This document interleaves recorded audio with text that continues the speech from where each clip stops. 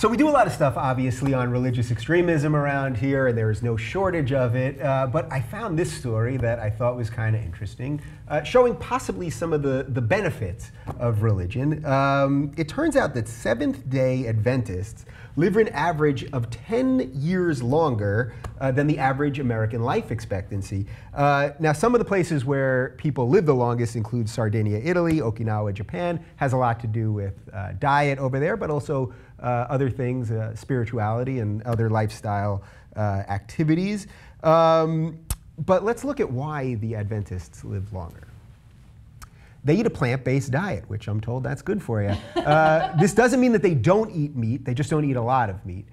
They also take the idea of the Sabbath very seriously, so they're decompressing the stress. About 84% of healthcare dollars are spent because of bad food choices, inactivity, and unmanaged stress, and they have cultural ways of managing stress through their Sabbath. And then their social network reinforces the right behavior. So this is interesting because this is kind of the good part of religion that everybody sort of tosses away. And because there's so much crazy extremism, usually I think that's warranted. Cara, I'm going to let you start here as the resident atheist. The resident atheist. When you see something like this, can you acknowledge that there are some benefits to? Oh, completely. I mean, this is not a new concept either in the literature that religion kind of improves health and religion improves measures of psychiatry and self-esteem and all of these things. Like, people seem to be happier, healthier. Now, I don't think it has anything to do with religion per se. I think it has everything to do with the social structure that religion provides for people. Yeah. Unfortunately, atheists, I think fundamental to being an atheist is that we're not organized, and so what you don't have are these support groups. You should start the atheist organization. There are some, right? But people don't go every Sunday, and they don't, and so. Right. But because there's so much sitting and standing and everything, I feel awful. like atheists. Yeah, but it's like a good workout for your abs. It is. Seventh-day Adventists are an interesting bunch. They're kind of, people call them the Old Testament Christians. So they're a bit like Jewishy Christians in some of their customs. And I think that a lot Mm-hmm. of those have to do with really, Jewishy Christians. So like Jews from Connecticut. Yeah, exactly.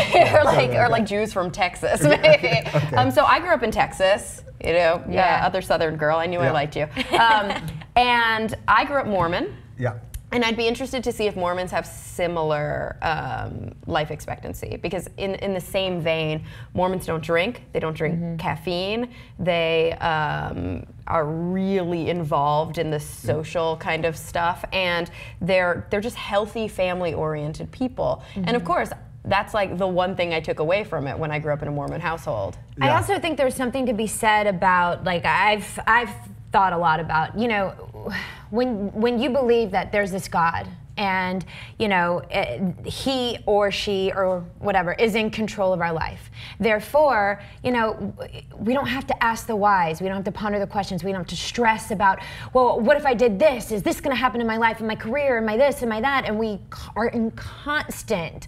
We live in anxiety and fear over all of these questions, but if you just kind of are in a constant state of surrender, the stress doesn't exist. Like, I was even holding my newborn, he was fighting taking a nap so bad, this thing that was so good for him. And I'm like, why do you fight this thing? You fight me all the time. In the high chair, it's good for you to sit in the high chair and eat. All these things, they're all good for you when you're fighting it. And I'm like, we do the same as adults.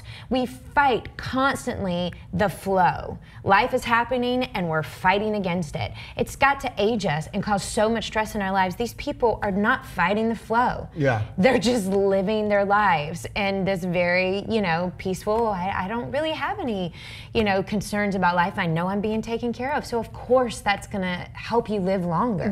So I like that. So how do we take that piece that I think the three of us all agree is a good piece? How do we take that flow piece, that peaceful piece, and then not necessarily directly connect it to religion, but to connect it to just sort of more evolved life? A lot of people do that with mindfulness, like mindful meditation and some of the kind of concepts that they take out of more Eastern philosophies, not necessarily religions. But I do want to point out that there are also high levels of correlation between intelligence and depression. And so yes, there is something about constantly questioning and being scientific and thinking very hard that might cause some psychiatric imbalances in people, or vice versa. I mean, it's not causal here. It's a high correlation. You're saying ignorance is bliss. I'm saying ignorance is bliss, and I'd rather not be ignorant. I'd honestly rather know Die things. 10 years older. I mean, younger. Yeah. I would. And so I think it's really about what is the goal here. I don't want to live that long in the dark. It's just not that interesting to me. Well, you got to my last question, because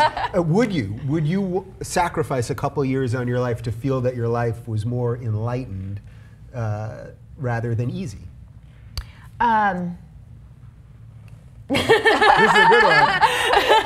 No, I think that you had a good point. I think there's a way to find that sanctity within your own skull, rather than having to be a part of a religious sect. I think that you can, and that is the mindfulness practice, and being conscious and awakened. And it's harder to do whenever, I guess, at a certain level of intelligence, when you're constantly questioning and asking the questions. And I'd rather ask the questions. I've been that way since I was a child. I'd rather just die 10 years earlier. I'm sorry, my son. I'm with you, I'm and sorry, actually, that's rough for the kid. But besides that, it's fine. I mean, I'm with both of them on this, and that's why we're doing this show, because I want to show you that there can be some level of intelligence and also some level of fun, and that not everything is just this terrible, awful thing that's going on constantly. Right? There's something. Bring us on. It's not causal. I have to say, it's not. You can have both. It's possible to have both. I mean, just because you're smart doesn't mean you're going to die young. I hope that's not what you take away from this. I was at your house a couple of weeks ago. You were having a hell of a time in the middle of the day in the pool, and you're a smart person, so you can have fun and Lots be of fun. smart at That's the true. exact same time.